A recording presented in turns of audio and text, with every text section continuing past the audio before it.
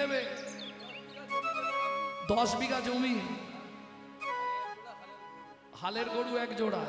মন্ত্রী, একে আমার ভালো জমির ধারে নিয়ে যাও, এ যতটা চাইবে একে ততখানি জমি তুমি দিয়ে দিও। এ আমার খুব ভালো চাষা, গরিব চাষা। একটা শুলো দিয়ে দাও, ও যতটা দরকার ও সেখানেই পুঁতে দেবে, সেই জমিটাই ওকে দেবে। যাও।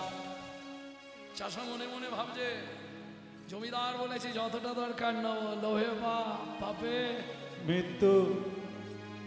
জমির ধারে এসে 5 বিঘে, 10 বিঘে, 15 বিঘে। মন্ত্রী বলছে অত জমি কি করবে তুমি?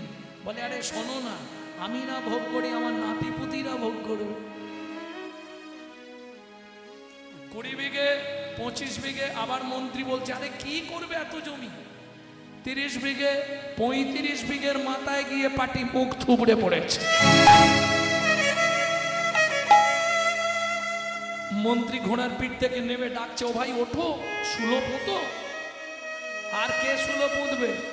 সে পার বাংলায় নেই, হরিবোল হয়ে গেছে। মন্ত্রী ফিরে এলো। রাজা চন্দ্রকান্ত বললেন, মন্ত্রী আমার সেই গরিব প্রজাকে তুমি জমি দিয়েছো? বলে মহারাজ আমার কোনো দোষ নেই মহারাজ, ও জমি নিতে নিতে নিতে নিতে এত ওর চাহিদা, ইচ্ছা ছিল 35 বিঘে নেবে, পেল মাত্র 3.5 হাত। পরের জায়গা পরের জমি ঘর বানাইয়া আমি তো এই জমির মালিক। ও দয়াল রে, আমি তুই জমির মালিক নই, ও বিধি রে, তুই জমির মালিক নই। পরের জায়গা পরের জমি ঘর বানাইয়া আমি রই, আমি তুই জমির মালিক ও নই, দয়াল রে, আমি তুই জমির মালিক নই। প্রথম যেদিন ভবে এলাম তুমি দিলে নতুন ঘর,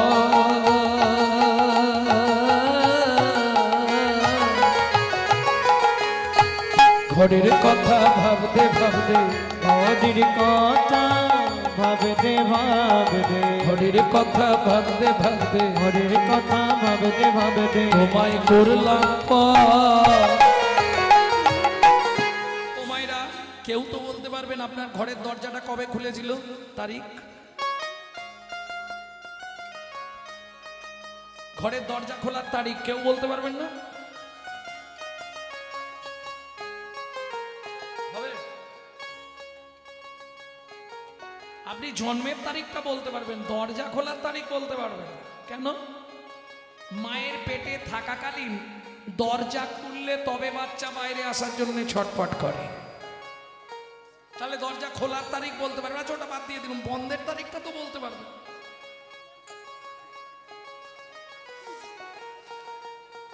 পারবে না? তাহলে খোলার তারিখ হলো না, বন্ধের তারিখও হবে না। কেন? কেন হবে না? আমার ঘরের চাবি তোমার হাতে, ঘরের চাবি তোমার হাতে, দয়াল ঘরের চাবি তোমার হাতে, দয়াল ঘরের চাবি তোমার হাতে, ঘরের চাবি তোমার হাতে, ঘরের চাবি তোমার হাতে। সে ভাবনা ভাবলাম কই আমি তুই জমির মালিক নই, ও দয়াল রে, আমি তুই জমির মালিক নই, ও বিধি রে, আমি তুই জমির মালিক নই। এইবার বলি, সময়ে সময়ে সব সময় জানবেন এটা আপনার বাপ কেলে সম্পত্তি নয়, এটা ভাড়াটে ঘর। এটা ভেবে নেবেন।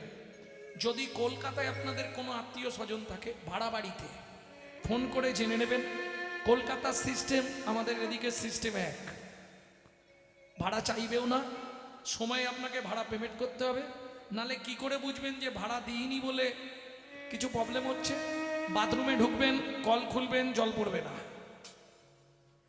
বাবু জল পড়ছে না, ভাড়াটা পেমেন্ট করুন, তাহলে জল পড়বে। সুইচ মারবেন, লাইট জ্বলছে না। একই সিস্টেম। ভালো করে আমার দিকে তাকিয়ে নিন, এটা আপনার ভাড়াটে ঘর। যদি মাসে মাসে বা 24 ঘন্টায় একবার করে ভাড়া না দেন, তাহলে দেখবেন হঠাৎ করে স্যাটেলাইট অফ করে দিয়েছে। হাসছো কেন? সত্যিটাই বলছি, কোথাও কিছু নেই, বাথরুমের জল বন্ধ, কিডনি ড্যামেজ, পেট ফুলে যায় না। এটা মাথায় রেখো, যখনই সময় পাবে গুনগুন গুনগুন করে শুধু ভাড়া পেমেন্ট করে দিন। হরে কৃষ্ণ কৃষ্ণ কৃষ্ণ হরে হরে, হরে রাম হরে কৃষ্ণ কৃষ্ণ কৃষ্ণ হরে হরে, হরে রাম রাম রাম হরে হরে। বুঝে নেওয়া গেল? যখন সময় পাবে, সে রান্না, একটু আগে দেখালাম না, রান্না করতে করতে, বাসন মাজতে মাজতে, ঝাঁট দিতে দিতে, ঘর মুছতে, যখন সময় পাবে। হয়তো তোমার, তবে খেয়াল রেখো, 1 মাস করলে তুমি কাজ বুঝতে পারবে, সংসারের ঢোল বদলে যাবে, যদি নাম অপরাধ না হয়। হরে কৃষ্ণ কৃষ্ণ কৃষ্ণ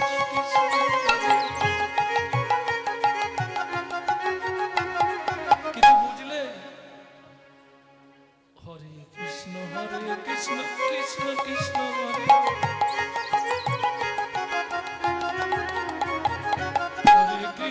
হরে কৃষ্ণ কৃষ্ণ কৃষ্ণ হরে। এদিকে মুখে নাম করছে, এদিকে করে দাঁতের উপর দাঁত দিয়ে টেনে মেরে দিল, কাজ হবে? মুখে নাম করছো, হাতে ডেড বডি ফেলে দিচ্ছ, তাহলে কি কাজ হয় গো? তাহলে কাজ হবে? নাম করার সময় যাই হোক উড়ি দিতে হবে, মারা যাবে না। ও খাচ্ছে, খেয়ে যা, ঝুনা যাবে না। বুঝে নেওয়া গেল? 1 মাস করে দেখো, আমাকে রেজাল্ট দিও ফোন করে, 1টা মাস করে দেখো, যদি নাম অপরাধ না হয় 1 মাসেই তুমি বুঝতে পেরে যাবে সংসারের হাল বদলে যাবে। একদম 100 চ্যালেঞ্জ দিয়ে যাবে। কেন জানেন? আমার মা লিভার ক্যান্সার ছিল, আমার মায়ের। আমার ইউটিউব যারা শোনে নিশ্চয়ই জানবে, ডাক্তার বলেছিল 60 দিন বাঁচবে, মা 22 বছর কাটালো শুধু নাম করে। প্রতিদিন 1 থেকে 1.5 লক্ষ নাম জপ করত।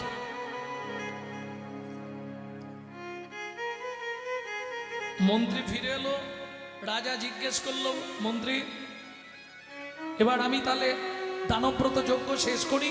মহারাজ, শেষ করার আগে আপনি একবার জেনে নিন না কেউ বাকি আছেন কি। তুলসী পাতা গঙ্গার জল নিয়ে রাজা দানব্রত যজ্ঞ শেষ করবে, সেই মুহূর্তে মন্ত্রী বলে দিল, মহারাজ একবার জিজ্ঞেস করুন সকাল থেকে এত প্রজারা এসছে, কেউ দান নিতে এখনো বাকি আছে কিনা। যদি কেউ বাকি রয়ে যায় সে তো আর পাবে না, শেষ করে দিলে ব্রত। বেশ, আমি জেনে নিচ্ছি। প্রজাগণ, আজ নর্মদা নদীর তীরে সৌভাগ্যক্রমে দানব্রত যজ্ঞ হয়ে গেল। এবার আমি দানব্রত যজ্ঞ শেষ করে জলস্পর্শ করব। তাই জলস্পর্শ করবার আগে শেষবারের মতো জানতে চাইছি, আর কি কেউ দান নিতে বাকি আছো? আমি আছি গো রাজন, আমি আছি গো, আমি এখনো বাকি আছি। কোথায় তুমি?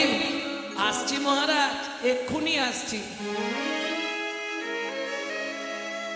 হেন কালে নারদ ঋষি দাঁড়ালো সম্মুখে আসি, হেন কালে নারদ ঋষি দাঁড়ালো সম্মুখে আসি, কহিলেন মধুর বচন, কহিলেন মধুর বচন, রাজা আমি এখনো বাকি আছি, আমি এখনো বাকি আছি, এখনো বাকি আছে। আমি এখনো বাকি আছি।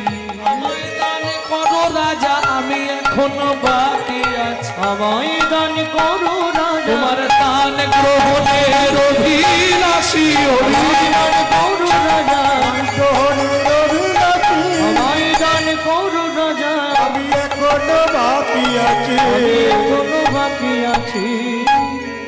ভক্তমণ্ডলী, ভক্তিমতী মায়েরা, অতি দর্পে হত লঙ্কা, অতি মানে চকৌরবা, অতি দানে বলি হত, অতি কোনো কিছুই ভালো নয়। রাজা চন্দ্রকান্ত নারদ মুনিকে দেখেই অহংকার জন্মালো, দূর হয়ে যা, সম্মুখ হতে পেশনির কুমার পেশনির কুমার রাজা চন্দ্রকান্তে দান মাগো কি সাধ্য তোমার কি সাধু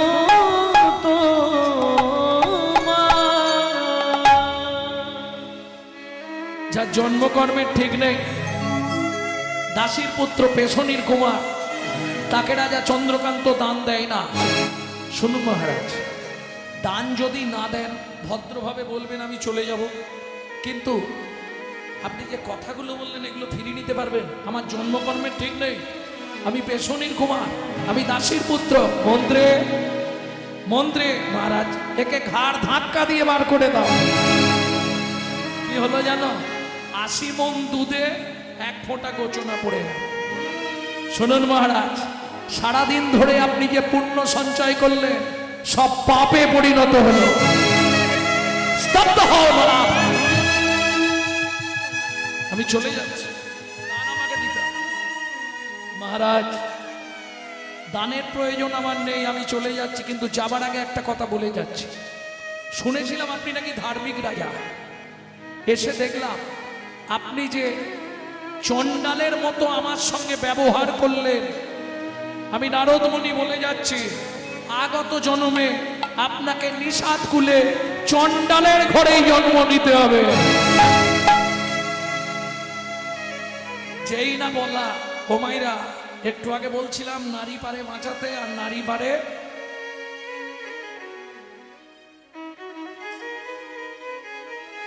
তোরা বললে ঠিক আছে রে, আমি বললে ঝামেলা হয়ে যাবে। ভক্তমণ্ডলী ভক্তিমতী মায়েরা দূরে দাঁড়িয়েছিল রাজা চন্দ্রকান্তের স্ত্রী হেমকান্তা দেবী। যেই না নারদ মুনি বলা, ছুটতে ছুটতে এসে নারদ মুনি চরণে আছাড় খেয়ে পড়ল। ভগবনী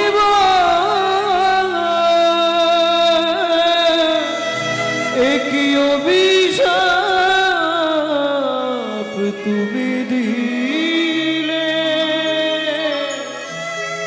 ক্ষমা করো।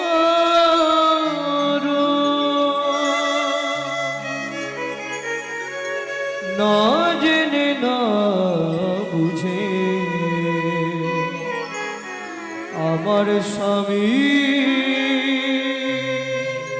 তোমার চরণে কঠিন অপরাধ করেছে। মুনিবর, ক্ষমা করে দিন আমার তুমি স্বামীকে। তো কৃপাময়, করুণা করে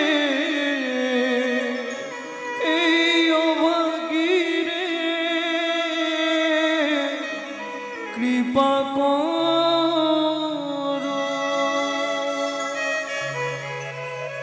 ওঠো মা, ওঠো মাগো, চরণ থেকে ওঠো মা। মুনিবর, নিষাদ খুলে চণ্ডালের ঘরে জন্মাবো তাতে কোনো কষ্ট নেই আমার জীবনে, কিন্তু মুনিবর কষ্ট জীবনে একটাই, এ জন্মে কোন পাপ করেছিলাম মা বলে ডাকার মতো একটা সন্তান পেলাম না। মুনিবর, বেশ, তুমি কি পেলে খুশি হবে বলো মা, আমি তাই তোমায় দেব। মুনিবর, যে কুলে আমার জন্ম হোক, চণ্ডালের ঘরে জন্মাবো তাতে কষ্ট নেই, শুধু একটি সন্তান পাই যেন মুনি, সে তো হরি ভক্ত।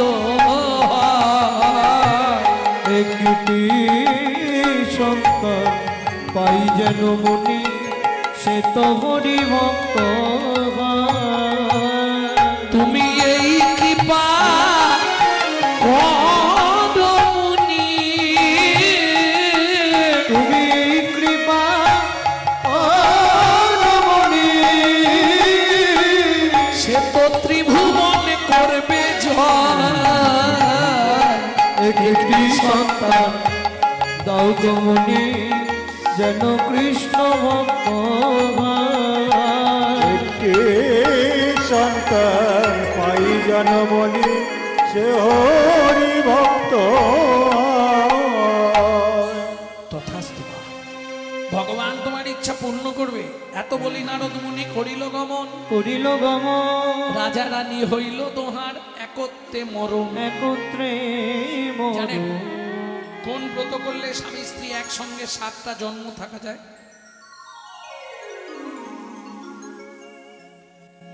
ও আর হবেও না, পারবেন না বলে আর কি হবে, ও আর হবে না। আর হয় 21 বছর নির্জলা একাদশী করতে হবে দুজনে, বলে ইচ্ছা ছিল আর হবে না।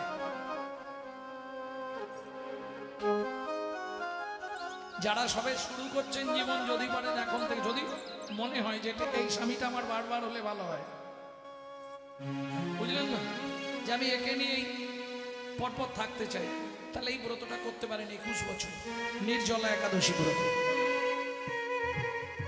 7টা জন্ম একসঙ্গেই মরবেন, একসঙ্গেই থাকবেন। ভক্তমণ্ডলী, ভক্তিমতী মায়েরা, চলুন দুজন আবার জন্মগ্রহণ করলো। তাহলে চন্দ্রকান্ত হেমকান্তা, সত্যযুগ শেষ, এলো তেতা যুগ। দুজন জন্মালো কোথায়? সিংহমপুর। পরে জিজ্ঞেস করব, কিন্তু মাথায় রাখবেন, দ্বিতীয় জন্ম তেতা যুগে কোথায় জন্মালো? সিংহমপুর। নাম হলো সবর, সবরী, চণ্ডাল। একটা ছেলে হলো, নাম রাখলেন গুহক। আপনারা জানেন তো 14 বছরের জন্য রামচন্দ্র বনে গিয়েছিল, জানেন? এটাও জানেন না? 14 বছরের জন্য রামকে বনে যেতে হলো না? তার জন্যে কইকেয়ীর জন্যে। মিথ্যে কথা। রামচরিত মানস পড়বেন, রামচরিত মানস। গভীর রাত্রে রাম গেল কইকেয়ীর ঘরে। মা, ছোট মা, কিরে রাম, তুমি আমার একটা উপকার করবে মা? কি? আগামীকাল বাবা আমাকে রাজ সিংহাসনে বসিয়ে রাজ্যের দায়িত্ব দেবে। তুমি আমাকে এক কাজ করো, তুমি বলবে রাম রাজা হবে না, আমার ছেলে ভরত রাজা হবে, আর রামকে 14 বছরের জন্য বনে দিতে হবে। না, এটা যদি আমি বলি, জগতের প্রত্যেক নারীকুল আমার দিকে আঙুল তুলবে। শোনো, তুমি যদি আমার এই উপকারটা করে দাও, আমি তোমাকে একটা গিফট দেবো, উপহার দেব। কি উপহার দিবি রাম? কথা দিচ্ছি মা, আগত তারপরে তোমার গর্ভে জন্ম নেব, তোমার গর্ভে জন্ম নেব, তোমার গর্ভে জন্ম নেব, তোমার গর্ভে জন্ম নেব। তুমি দেব কি আমি কৃষ্ণ হব, তোমার গর্ভে জন্ম নেব। দেবকী আমি কৃষ্ণ হব, তোমার গর্ভে জন্ম নেব। সত্যি বলছিস? হ্যাঁ মা, সত্যি।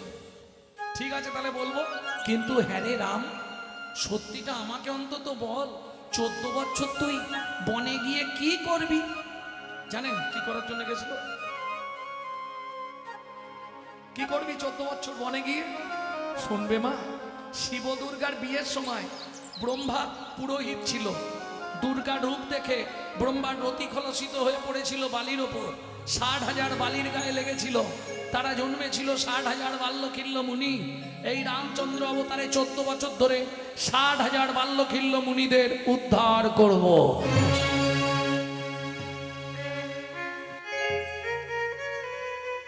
বুঝে নেওয়া গেল? এইবার চলুন ভক্তমণ্ডলী, ভক্তিমতী মায়েরা, রামচন্দ্র চললেন, এসে পৌঁছালেন নদী পেরোতে হবে। রাম, লক্ষ্মণ আর সীতা কজন মিলে গেছিল? অনেক, 3 জন, আমার গোনারও ভুল হতে পারে। এসে পৌঁছালেন ঘাটের ধারে। সন্ধ্যা হয়ে গেছে, নৌকা নেই, ওপারে যেতে পারবে না। ওপারে না গেলে পঞ্চবটি বন পাবে না। এপারে বসেছে। লক্ষণ করত কি, যখনই সময় পেত রাম সীতাকে বসিয়ে আর রামচরিত মানস পাঠ করত। তোমার কথা তুমি শোনো। ভক্তমণ্ডলী, ভক্তিমতী মায়েরা, সমস্ত ভক্তরা এসেছে, শুনছে। তা সবাই যখন শেষ হয়ে গেল পাঠ, সবাই চলে গেছে, একজন বসে বসে, খুব দুস্থ ব্যক্তি, বসে বসে কাঁদছে। লক্ষণ জিজ্ঞেস করলো, তুমি কে? আমি ক্রিবট। ক্রিবট চেনেন? পাটনি, মাঝি,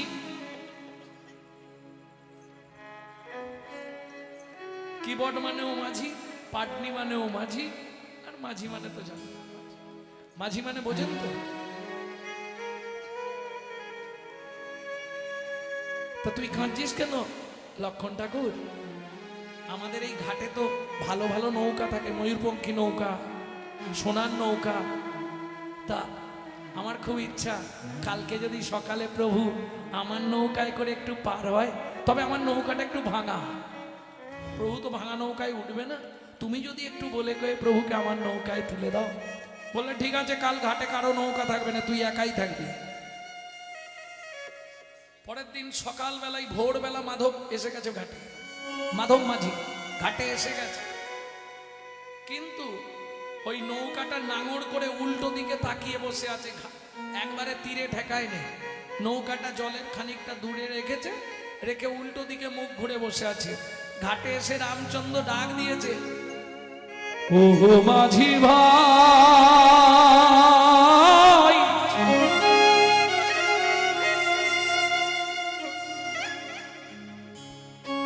ও মাঝি ভাই,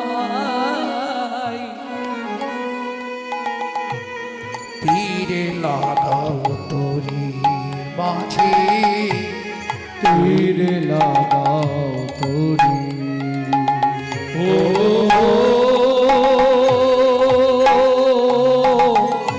মাঝি ভাই।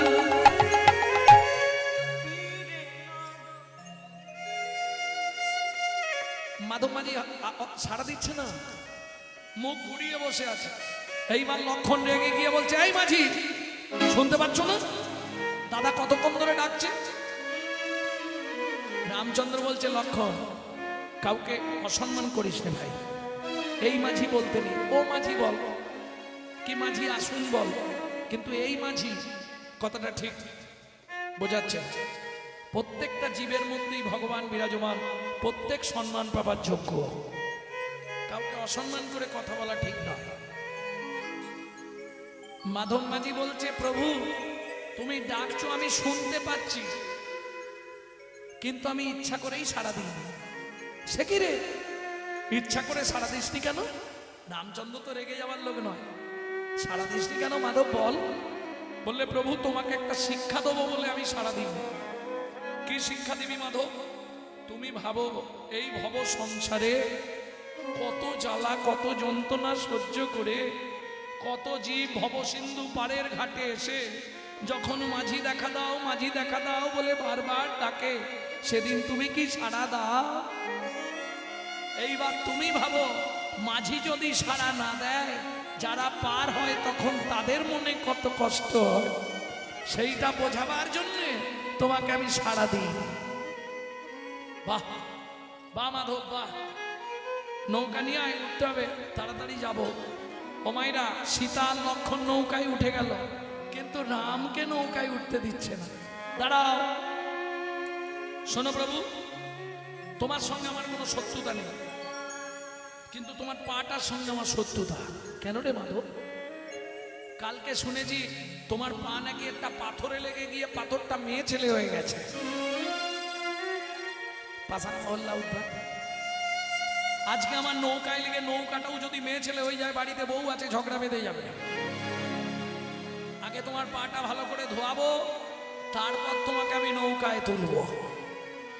লক্ষণ বলছে, ও মাধব জল কোথায় পাবি? বলে, লক্ষণ ঠাকুর আমি সেদিন থেকে জল তুলে রেখেছি। কোন দিন? এইটা জীবনেও শুনতে পাবেননি, শুনে নিন। কবে থেকে জল তুলে রেখেছি শুনে নিন। অনন্ত শয্যায় লক্ষ্মী নারায়ণ যেদিন ছিল অনন্ত নাগের ওপর, লক্ষ্মী পদসেবা করছে, নারায়ণ ঘুমিয়েছিল, সেই জন্মে আমি ছিলাম কুর্ম। কুর্ম মানে বোঝেন? কচ্ছপ।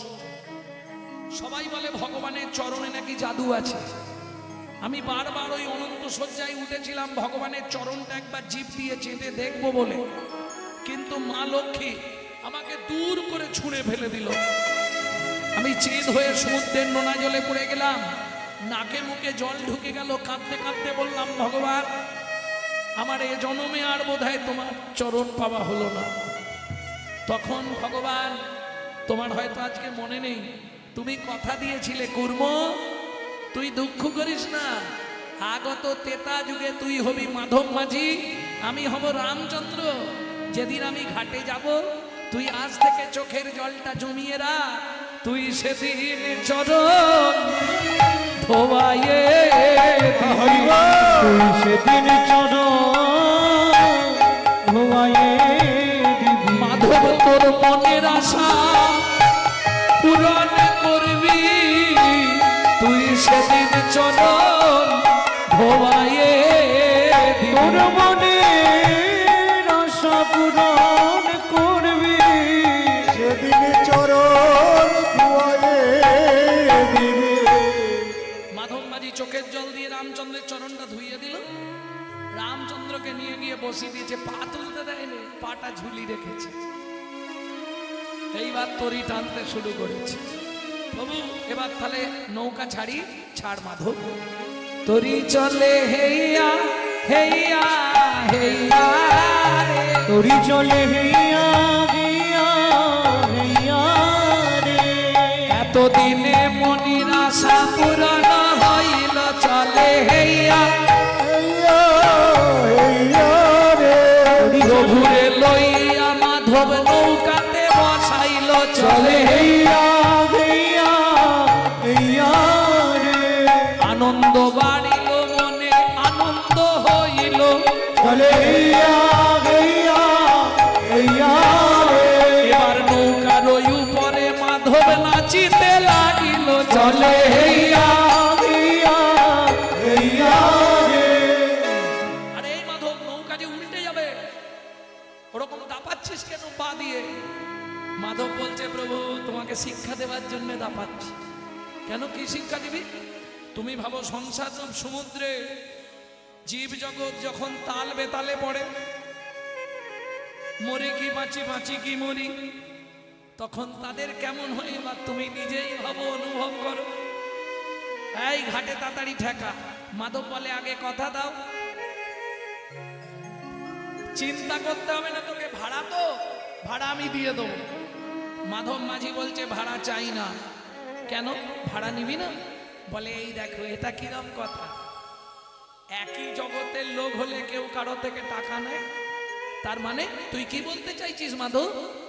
বুঝলে না ঠাকুর, তুমিও মাঝি আমিও মাঝি, আমিও আমাকে সেদিন পার করে দিও, তুমিও মাঝি আমিও মাঝি, আমায় সেদিন পার করে দিও, তুমিও মাঝি আমিও মাঝি। সেদিন পার করে দিও, তুমিও মাঝি।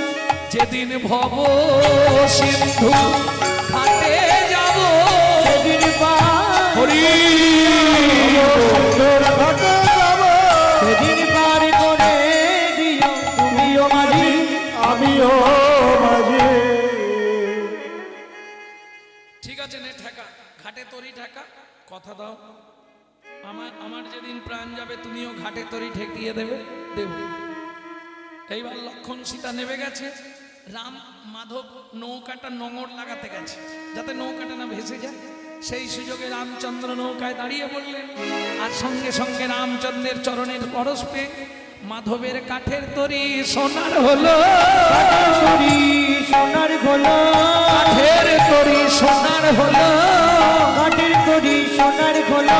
একবার বদন ভরে হরি বলো, কাঠের তরি সোনা হলো, বদন হরে করি বলো, কাঠের তরি সোনার হলো। মাধব মাঝি কাঁদছে, ঠাকুরে তুমি কি করলে? কেন রে মাধব, তুই খুশি নয়? না, যদি সোনা দিতেই হয় আমার হৃদয়ে তুই ভক্তির সোনা দিয়ে দাও প্রভু। চলুন, মাধব মাঝিকে উদ্ধার করে রামচন্দ্র এলেন পঞ্চবটী বনে। সীতা লক্ষণকে রেখে রাম গেলেন ওই 60,000 বাল্যখিল্য মুনিদের খোঁজ করতে। পরিশ্রান্ত ঘুরতে ঘুরতে দুপুরে রবির তাপ, সূর্যের তাপ তো এমন জঙ্গলে ঢুকে গেছে, রাস্তা খুঁজে পাচ্ছে না বেরিয়ে আসা। চিৎকার করছে, এখানে কেউ আছো? আমায় একটু জল দেবে, প্রচন্ড পিপাসা লেগেছে। ও মাইরা, রামচন্দ্র 14 বছর বনভূমে, এই যে বিশেষ করে কোন মাস চলছে এটা? চৈত্র মাস না? একটা জিনিস করবেন, আপনাদের পাড়ার কেউ এই গাজন সন্ন্যাস করে না? করে তো?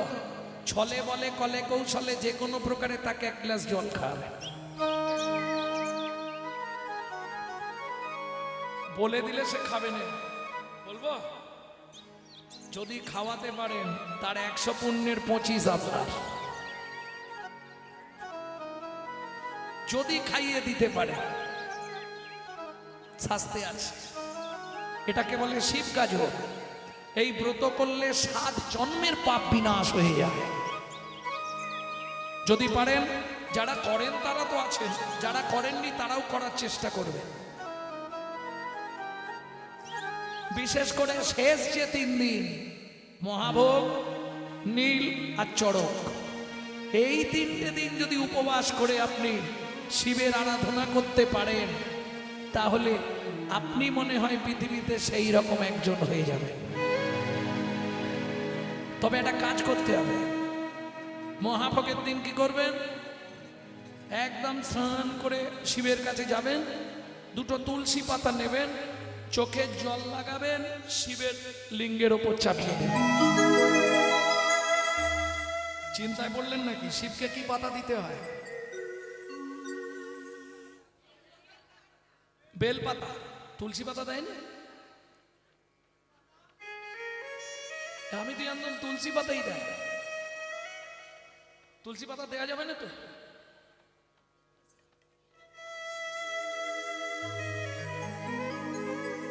ভালো করে শুনুন, বেল পাতা দিলে যদি 2 গুণ ফল পান, তুলসী পাতা দিলে 4 গুণ ফল পাবেন। কোথায় লেখা আছে? বিষ্ণু পুরাণ। ভালো করে শ্লোকটা বলছি, শুনে নিন। আমি না পড়ে কোনো কথা বলি না, এটা সবাই জানে, অল ওয়ার্ল্ড জানে। না পড়ে কোনো কথা বলবো না। তুলসী হেম তুল্লানি রত্না তুল্লানি মঞ্জুরি হরে বা কেশবে দত্তা পুনর্জন্ম ন বিদ্যতে। কিছু বুঝলেন? বুঝতে পারেন? তুলসী হেম তুল্লানি, হেম মানে সোনা, তুলসী সোনার চেয়েও মূল্যবান। রত্না তুল্লানি মঞ্জুরি, ওই তুলসী গাছের মঞ্জুরি হয় না, ওটা রত্নের থেকেও মূল্যবান। হরে বা কেশবে দত্তাত, হরে মানে কে? হরে কে? তাহলে আমি মিথ্যে বলছি? হরে বা কেশবে দত্তাত যদি দিতে পারো, পুনর্জন্ম ন বিদ্যতে, হয় তুমি মৃত্যুর পর শিবলোকে জায়গা পাবে, নালে বৈকুণ্ঠে জায়গা পাবে। প্রেম সে বললো চৈতন্য মহাপ্রভু কি। তাহলে জেনে গেলে অতি বিপদে শিবই বাঁচাতে পারবে। আর শিবের চোখের জলে তুলসী পাতা মাখিয়ে যদি দিতে পারো, 3 দিন দাও, 3 দিন, কত বড় বিপদ থেকে তুমি বেঁচে যাবে নিজেই জানো। আরে না হলে তো আমি আছি, নাম্বার আছে, ফোন করে নেবে। আপনি বলেছিলেন কিন্তু হলো না। ভক্তমণ্ডলী, ভক্তিমতী মায়েরা, জীবের মঙ্গলের জন্যই তো জগতে বেরিয়েছি। যদি কিছু মঙ্গল হয় সবার। প্রেম সে বলো চৈতন্য মহাপ্রভু কি জয়। ভক্তমণ্ডলী, ভক্তিমতী মায়েরা, এইবার রামচন্দ্র এই গভীর জঙ্গলের মধ্যে বেচারি খুব বিপদে পড়ে গেছে। এখানে কেউ আছো? আমায় একটু জল দেবে? তাহলে চৈত্র মাস, সন্ন্যাসীদের জল খাওয়ালেও লাভ। কিছু না পারো বাতাসে জল দেবে, ফল জল দেবে, তাতেই লাভ। ভক্তমণ্ডলী, ভক্তিমতী মায়েরা, কিছু যদি বাড়িতে না থাকে, বাতাসে জল তো থাকবে, তাই ডেকে খাই দেবে। জলদানে লাভ। চৈত্র মাস, অন্য কাউকে নয়, এই গাজন সন্ন্যাসীদের, নালে আমাকে খাইলেও লাভ হবে না। ভক্তমণ্ডলী, ভক্তিমতী মায়েরা, এখন রামচন্দ্র চিৎকার শুরু করেছে, এখানে কেউ আছো? আমায় একটু জল দেবে, প্রচন্ড পিপাসা লেগেছে, কেউ আছো?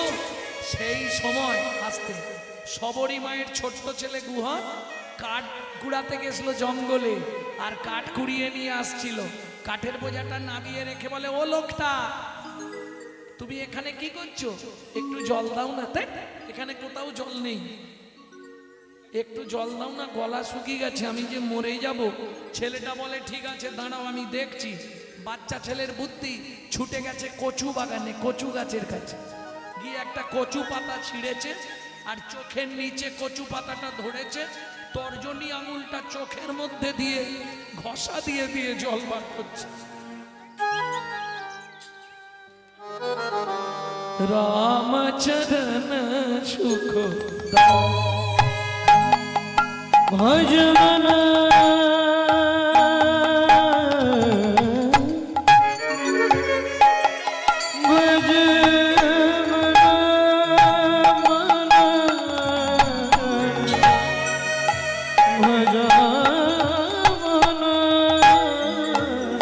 রামচরণ সুখ দাই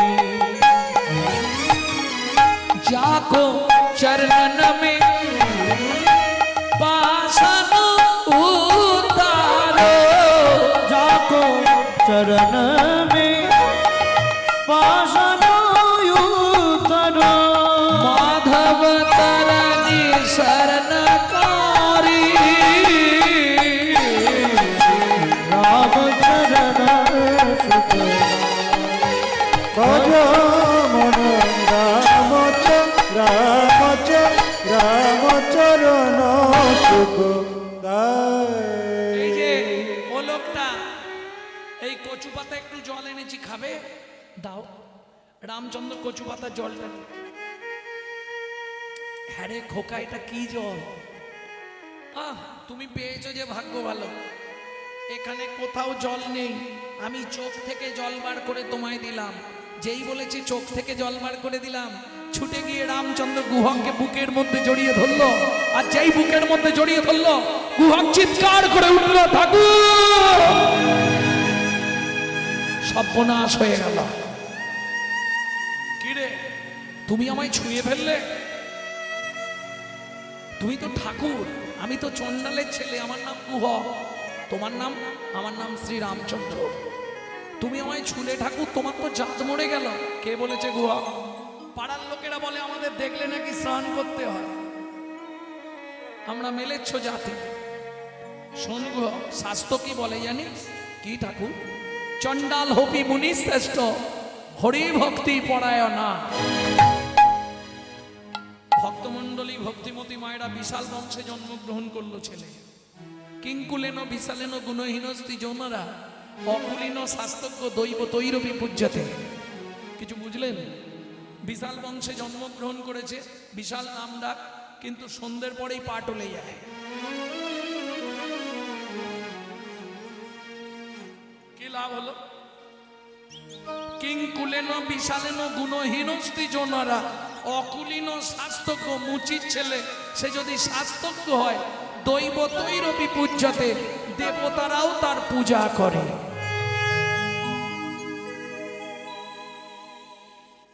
বুঝে নেওয়া গেল? এই আজ থেকে তুই আমার বন্ধু হবি। দেখ তুই কত বড় লোক, আমি বাচ্চা ছেলে, বন্ধুত্ব হয়। হ্যাঁ ঠিক আছে তাই হবে, আমি আসছি। কাঠ নিকালে ভাত রান্না হবে, মা মারবে নালে। আজ কোন রকমে কাঠের বোঝাটা তুলে নিয়ে দেরি হয়ে গেছে, তাড়াতাড়ি করে আসছে।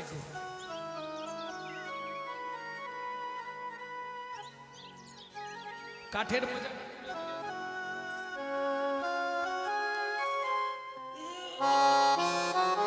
কাঠের বোঝাটা তুলে নিয়ে ঠাকুর আসছি তাহলে। কৃষ্ণ কেশব কৃষ্ণ কেশব কৃষ্ণ কেশব ত্রাহি রাম রাঘব রাম রাঘব রাঘব সবাই গেয়ে নিন। কেশব কৃষ্ণ কেশব কৃষ্ণ কেশব তাহি রাম রাঘব রাম রাঘব রাম রাঘব রাঘব।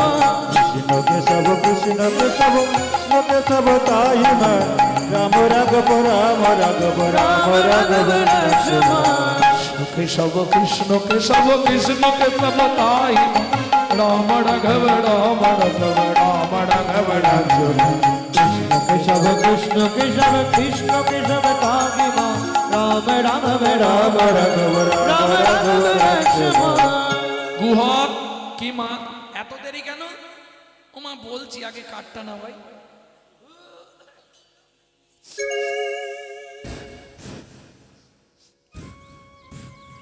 রে গুহা, কিরম একটা গন্ধ উঠছে রে। ওমা বলছি, কাঠের বোঝাটা নামিয়ে গুহা বলছে, ওমা আজকে কি হয়েছে জানো, একটা লোক জল পিপাসা লেগেছিল, কোথাও জল নেই, তাকে চোখের জল বার করে খাইয়ে দিয়েছে। আর যেই খাইয়ে দিয়েছি লোকটা না আনন্দে আমাকে বুকের মধ্যে জড়িয়ে ধরেছিল, জানো মা এই গন্ধটা সেই লোকটার গায়ে। যেই না বলেছে সবরী মায়ের মাথাটি গেল ঘুরে। কেন? মৃগনাভি কস্তুরীর গন্ধ, এ তো ভগবানের অঙ্গ ছাড়া কারো অঙ্গে হয় না।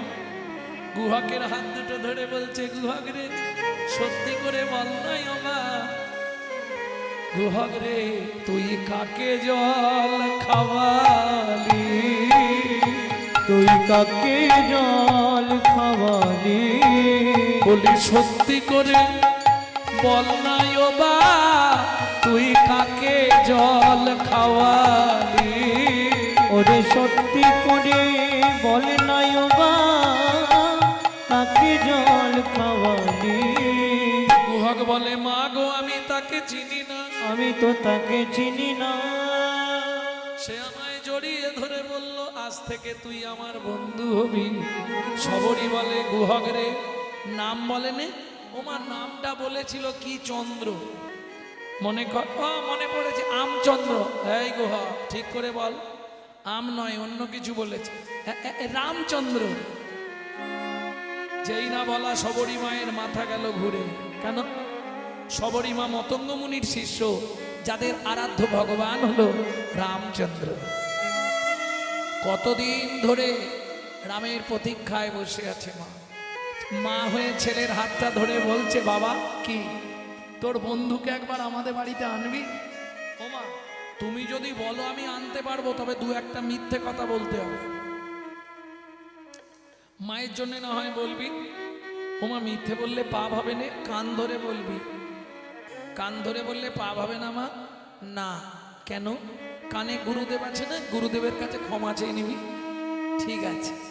পরের দিন গুহা খেলতে গেছে, সব বন্ধুদেরকে বাড়ি পাঠিয়ে দিয়ে সন্ধ্যে পর্যন্ত বসে আছে। মনে মনে ভাবছে বন্ধু তো চলে যাবে, এবার গান শুরু করে দিই। গান শুনলেই বন্ধু দাঁড়িয়ে পড়বে। যে গানটি আপনাদের শোনাবো, এই গানটি আমার দাদুর দাদুর দাদু গাইতেন, শশীভূষণ চক্রবর্তী। তারপরে গাইতেন রাম চক্রবর্তী, তারপরে গাইতেন মাধব চক্রবর্তী, তারপরে গাইতেন দাদু যতীন্দ্রনাথ চক্রবর্তী, তারপরে গাইতেন বাবা কালীপদ চক্রবর্তী। এখন গাইছি আমি। আমার পরবর্তী জেনারেশন তৈরি হচ্ছে, আমারই একমাত্র সম্পদ গৌরব কৃষ্ণ চক্রবর্তী। নিতাই গৌর হরি বল।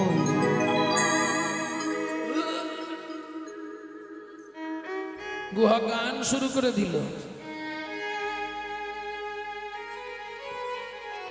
লুকিয়ে তোমায় রাখবো ঠাকুর আমার হৃদয় মাঝে,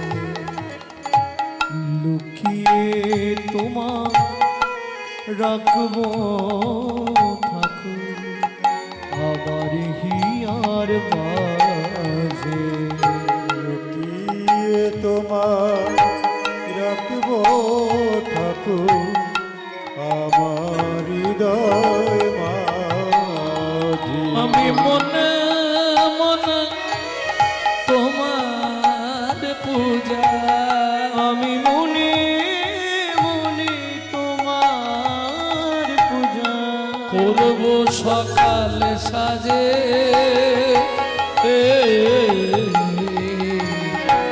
আমার হৃদয় মাঝে লুকিয়ে তোমায় রাখবো ঠাকুর আমার হিয়ার মাঝে।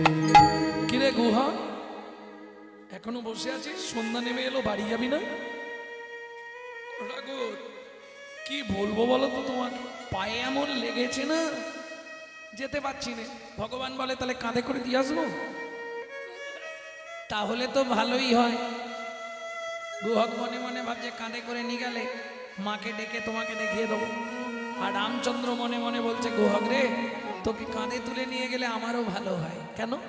সেদিন তুই তোর চোখের জলটা আমাকে খাইয়েছিস, আজকে যদি তোকে একবার কাঁধে তুলতে পারি, তোর চরণ দুটো বক্ষে ধরবো আর নয়ন জলে ধোয়াইয়ে দেব। জলে ধোয়ায়ে তোর সেদিনের ঋণ শোধ করিব, নয়ন জলে ধোয়াইয়ে দেব। ওর সেদিনের ঋণ শোধ করিব, নয়ন জলে ধোয়াইব। তো সেদিনের ঋণটা শোধ হয়ে যাবে, মনে মনে বলছে, প্রকাশ না। ওঠ গুহক, চল। উঠবো কি করে? কেন পিঠে পা দিয়ে? না না, আমি ওই গাছের ডালটাই উঠছি, তুমি নিচে গিয়ে দাঁড়াও, আমি কাঁধে বসে পড়বো। রামচন্দ্র বললে, হ্যাঁ রে, তুই যে বললি তোর পায়ে লেগেছে, তাহলে গাছে উঠবি কি করে? ও ঠাকুর, গাছে ওঠা যাবে, হেঁটে হেঁটে বাড়ি যাওয়া যাবে না। রামচন্দ্র বললে, বেশ বুঝে গেছি, ঠিক আছে ওঠ। গুহককে কাঁধের মধ্যে নিয়েছে, মাথাটা ধরে আছে রামচন্দ্র, আর রামচন্দ্র ভক্তের চরণ দুটো বুকে ধরেছে। খানিকটা গিয়ে গুহক বলছে, ও ঠাকুর আমায় নামিয়ে দাও। কেন? তুমি আমায় বইতে পারছো না, তোমার চোখ থেকে টপ টপ করে জল পড়ছে আমার পায়ে। ভগবান বলছে, গুহক, সেদিনের তোর চোখের জলের ঋণ আমি শোধ করে দিচ্ছি। মনে মনে ভাবছি, মুখে অন্য কথা বলছে। মুখে কি বলছে? ও গুহা, তোকে বইতে পারছিনি সেজন্যে কাঁদিনি, তাহলে কাঁদছো কেন ঠাকুর? সত্যিটা বলো। রামচন্দ্র বলে, কাঁদছি কেন জানিস গুহা? যেদিন ভিগুমুনি আমার বুকে লাথি মেরেছিল, আমার বুকে লাথি মেরেছিল, ভিগুমুনির চরণটা বুকে চেপে ধরে বলেছিলাম, ভিগুমুনি গো আমায় আশীর্বাদ করো, আমায় আশীর্বাদ করো। শুধু এ জন্মে নয়, যেন প্রতি জন্মে একবার করে ভক্তের চরণ বুকে ধরতে পারি। বুকে ধরতে পারি। ও গুহক রে, রামচন্দ্র অবতারে ভেবেছিলাম আর বুঝি ভক্ত চরণ পাওয়া হবে না, ভক্ত চরণ পাওয়া হবে না। কিন্তু এখন তোর চরণ দুটো যেই না বুকের মধ্যে পরশ করালাম, আমার তাপিক পরা শীতল হলো। তাপিক পরাণ শীতল হলো, তাপিক পরাণ শীতল হলো, তাপিক পরাণ শীতল হলো। তুই জন্মে জন্মে বন্ধু হবি, জন্মে জন্মে বন্ধু হবি। তোর কোমল চরণ বক্ষে দিবি, জন্মে জন্মে বন্ধু হবে। কমল চরণ বক্ষে দিবি। আমি আর কিছু চাইব না রে হরি। কমল চরণ বক্ষে দিবি। আর কিছু চাই না রে। তোর কমল চরণ বক্ষে দিবি। জনম জনম বন্ধু হবে। গুহক, আর কতটা এসে গেছি। মা, ও মা, অমৃত নিন্দিত বাণী ভুবন মঙ্গল ধ্বনি, অমৃত নিন্দিত বাণী ভুবন মঙ্গল ধ্বনি। আর তাহে সিংহের সহিতে, আর তাহে শ্রীর সহিতে। কিরে গুহা, কোথায় উঠেছিস? ঝাঁপ দিয়ে গুহক নামলো। সবরীমা এসে বললে, প্রভু যদি কৃপা করে এলে একটুখানি ঘরের মধ্যে চলো। অতিথি রাস্তা থেকে চলে যেতে নেই, ঘরে গিয়ে বসাতে হয়। রামচন্দ্র বললে, যাব না মা। সবরীমা বলছে, কেন? আমরা জাতিতে চণ্ডাল বলে। শোনো প্রভু, জাতিতে চণ্ডাল, তোমায় অন্ন নাহি দেব, অন্ন নাহি দে। পাকা মিষ্টি ফল আছে একটা ভোজন করাইব। একটা ভোজন করাইব। রামচন্দ্র বললে, হবে না মা। কেন হবে না? পিতার আদেশ। যেদিন এলাম বাবা বলে দিল, রাম বলো, কারো ঘরে না যাইবা, কিছু না খাইবা, 14 বছর মনে মনে ভ্রমণ করিবা। ওমা, আমি তোমার ঘরেও যাব না, তোমার হাতে কিছু খাবও না। তবে তোমার যখন ফল খাওয়াবার এত ইচ্ছা, আমি তোমায় ছুঁয়ে কথা দিচ্ছি মা, আগত দাপর যুগে তুমি জন্ম নেবে মথুরা থেকে 5 কোষ দূরে যমদান করে। ফল বেচতে আসবে যমুনা পার হয়ে বৃন্দাবনে। কথা দিলাম মা, সেদিন ফল চেয়ে খাবো, সেদিন ফল চেয়ে খাবো। সেদিন ব্রজেন্দ্র নন্দন হব, সেদিন ফল চেয়ে খাবো। যেদিন ব্রজেন্দ্র নন্দন হব, সবরীমা কথা দিলাম, যেদিন ব্রজেন্দ্র নন্দন হব।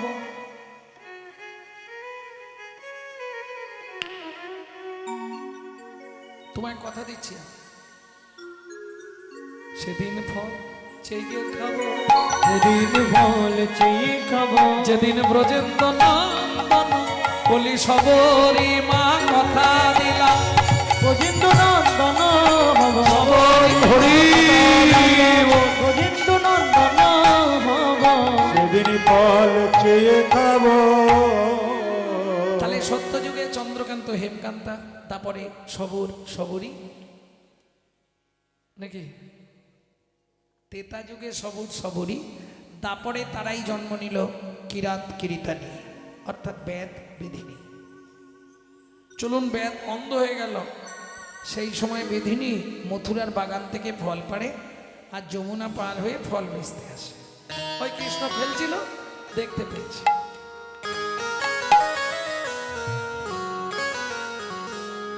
নাম জাগানোর দল প্রস্তুত করবেন।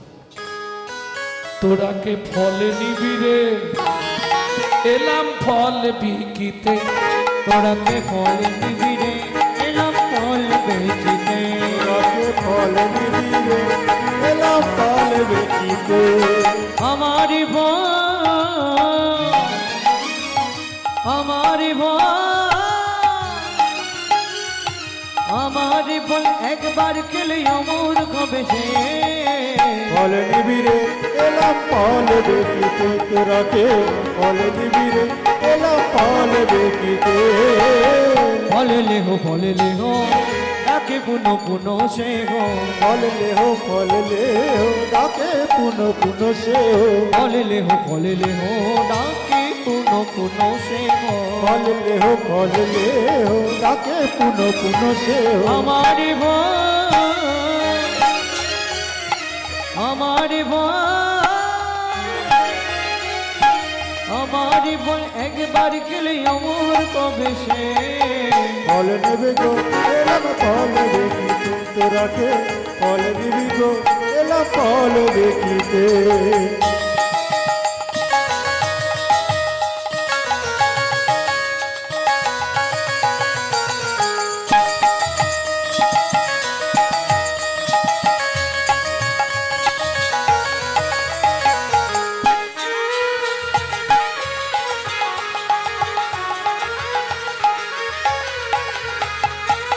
শুনি ব্রজ শিশুধায় ফল কিনি কিনি খায়, শুনি ব্রজ শিশুদাই ফল কিনে কিনে খায়। শুনি ব্রজ শিশুধায় ফল কিনি কিনি খায়। শুনি ব্রজ শিশুদাই ফল কিনে কিনে খায়। দেখে কৃষ্ণ মনের ঘড়ি সে, দেখে কৃষ্ণ মনের ঘড়ি সে। দেখে কৃষ্ণ মনের হরিষে, দেখে কৃষ্ণ মনের হরিষে গো। গুটি গুটি রাঙা পায় ছুটি হরি চলি যায়, গুটি গুটি রাঙা পায় ছুটি হরি চলি যায়। গুটি গুটি রাঙা পায় ছুটি হরি চলি যায়। গুটি গুটি রাঙা পায় ছুটি হরি চলি যায়। হাত পাতে বল ঘড়ির কাছে, হাত পাতে বল ঘড়ির কাছে। হাত পাতে ফল হারির কাছে, হাত পাতে ফল হারির কাছে গো। তোরাকে ফল নিবিড়ে এলাম ফল বেচিতে, দাও একটা ফল দাও। এলাম ফল দেখিতে। ফল তো দেবো, কিন্তু তার আগে বল, ও মোর সোনার চা কি তোর মায়ের একটা ফল দেবে, মায়ের নাম বল, বাবার নাম বল, গোষ্ঠীর নাম বল। এই যে আমি কি এমনি এমনি তোমার থেকে ফল নেব? কারো থেকে আমি এমনি কিচ্ছু নিই না গো।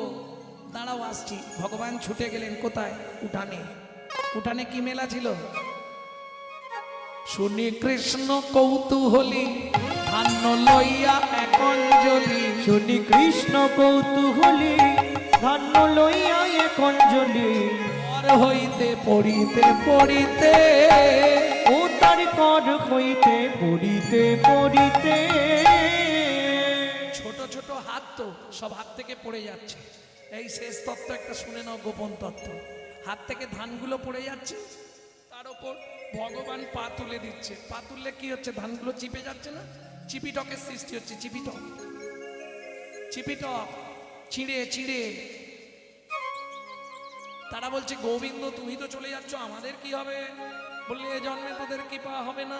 সঙ্গে সঙ্গে মাটি বলছে এই যে প্রভু, ও যদি চারা না পায় আমিও চারা না পাবো, কারণ তুমি যখন চাপটা দিয়েছো চাপটা সহ্য করেছি আমি। কি তাহলে ওকে চারা না দিলে আমাকেও চারা না দিতে হবে? বলে দুঃখ করিস না, আগত কলিযুগে তুই জন্ম নিবি কুমোরের ঘরে মাটির মালসা হয়ে, তুই যাবি চিড়ে হয়ে, দুইয়ের আশা পূরণ করব, পূরণ করব। যেদিন নদীয়ায় গিয়ে গৌর হব, আমি মাটির মালসায় চিড়ে খাবো। যদি নদীয়ায় গিয়ে গৌর হব, মালসা ছিঁড়ে খাবো, নদীয়ায় গিয়ে গৌর হব। দুয়ের আশা পূরণ করবো। অবশেষে ছটি ছিল ফলহারিণীর ঝাঁকায় দিল, অবশেষে ছটি ছিল ফলগাড়িনীর ঝাঁকাই দিল। অবশেষে ছটি ছিল ফলারিনী ঝাঁকাই দিল। এই যে তোমার ছটার ছুটি ঘটবে, তাহলেই তুমি আমাকে পেয়ে যাবে। কোন ফলটা নিবি? তোমার যেটা ইচ্ছা দাও। ফল বালি ভালো ফলটাই দিয়েছে ভগবানের হাতে। ভগবান ফল নিয়ে ফল লইয়া ঋষিকেশ চলিল ভাবে রাবে। ফল লইয়া ঋষিকেশ চলিল ভাবে রাবে। এদিকে ফল বালি মনে মনে ভাবে চারটে ফল আছে পাশের পাড়ায় বিক্রি করে দিয়ে বাড়ি যাবো। ওই ফল ভালো ফল আছে গো। ঝাঁকাটা তুলে 1 পা 2 পা 3 পা। ওমা, ঝাঁকা এত ভারী হলো কেন? ঝাঁকায় কি হনুমান পড়লো নাকি? নামিয়ে দেখে বিস্ময়ে হলেন হতবাক, ফলের ঝাঁকা হইল রত্নে পূরিত। ফলের ঝাঁকা হইল রতনে পূরিত। ফলহারিণী বিস্ময় চিত